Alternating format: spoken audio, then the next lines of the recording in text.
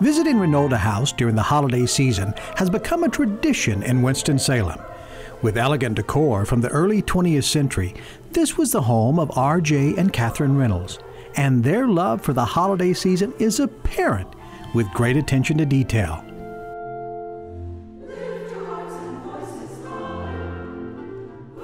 Catherine Reynolds' decorating style of using nature is woven into the Christmas theme with magnolia leaves, berries, and various other greenery.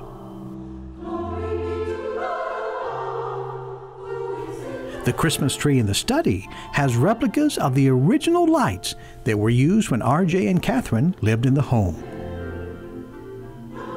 This home is now a celebrated museum that attracts visitors year-round, but Christmas time has its own special appeal.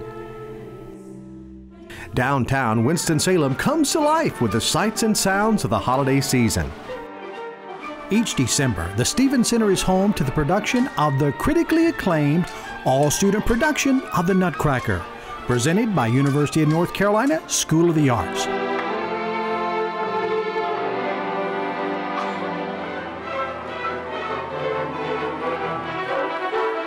It has become a Christmas staple for the region and renowned as one of the best theatrical performances in the state.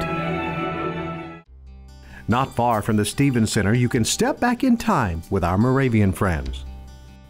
The baker always starts early in Old Salem, and the holidays are no exception.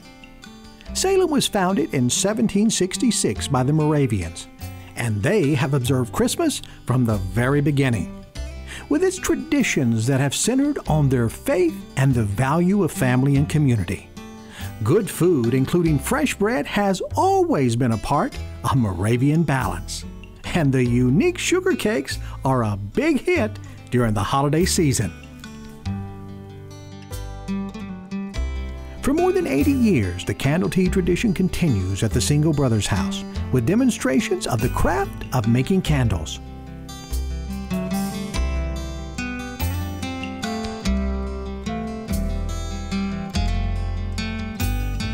This impressive Puts display represents a Christmassy view of the town of Salem more than a century ago. The scene that you see is put up every year in October and taken down after Christmas, and it takes a lot of people to put it together. The Nativity Scene features large hand-carved figures made in Germany. The candle tea is led by the Women's Fellowship of Home Moravian Church and occurs only 2 weekends during the holiday season. The Christmas Love Feast is another important part of Moravian life during this time of the year. Oh, what a great piece of history you have here, Cheryl. Yes, this is the St. Philip's African Moravian Church. It's the oldest standing African American church in the state of North Carolina, and it's over 150 years old.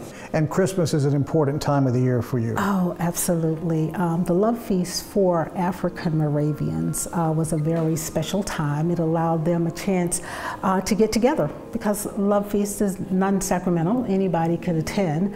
Oh, that's great. So what goes on? What happens during the Love Feast? The Love Feast, it's a song service. It's beautiful music. And at a certain point in the service, everyone shares a simple meal together. It's based on the agape meal in the Bible, where you break bread together. So the congregation, the women are service dieners, and they pass the bread around, and then the men from the congregation will actually bring out the mugs, which will have the coffee. Once the service is over, everyone gets a candle. The candle, of course, signifies Christ is the light of the world when it's lit. The red represents the sacrifice, and Moravians use beeswax, which is a very pure wax, and it represents the purity of Christ. So at the end, everyone holds their candle up to show Christ as the light of the world. The Moravian Christmas is simple, yet well done. A lot of time and care goes into not only creating the decorations, but also the handcrafted gifts. It's a wonderful time here in Old Salem. It's a time of celebration. Today you're in the Vogler House, and this was the house of John and Christina Vogler, and it was originally built in the year 1819. But we show it to visitors as if they're visiting for the first time in the year 1840. And that's important because by 1840 we did have tabletop Christmas trees. So now would this be typical for people in Old Salem to have this type of tree?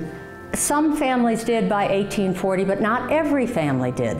But every family would have had a putz, spelled P-U-T-Z, and what it means is decorated scene. And you can tell by this one, it is a decorated scene of Old Salem. So tell me about the ornaments on the tree. Certainly. The one that comes to mind first is the Springerly cookies. And they have a very intricate design because they are made from a rolling pin that has the designs engraved into it. Now, the other things that would have been on the tree would have been some gifts. For instance, this doll would have been for probably one of the daughters. And if you couldn't fit a gift in the tree, it was not a gift. Basically, they all had to be small, handmade things for the children.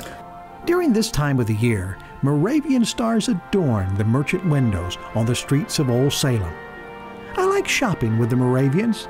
They're good people, and they have certainly done their part in preserving the Christmas spirit. We have great news.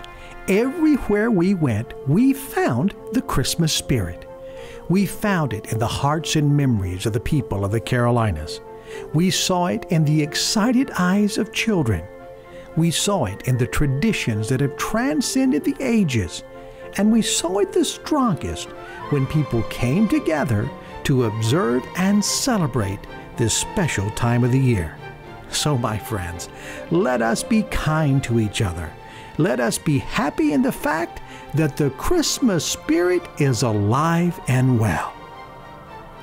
Merry Christmas, everyone.